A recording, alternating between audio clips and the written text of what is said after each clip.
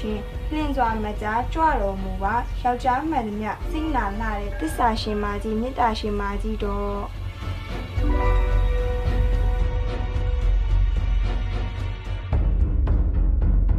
ဟဲ့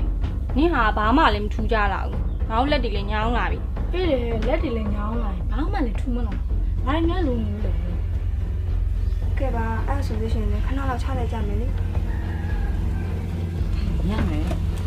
နင်ဖိနေတာကိုတေချာရဲ့လားငါတို့လေလေနင်ပြောသလိုအကုန်လုံးကိုတေချာစီစဉ်ပေးထားတာပဲဟိုတခုညာလုံးနေတာဟဲ့တေချာစဉ်းစားပါအောင်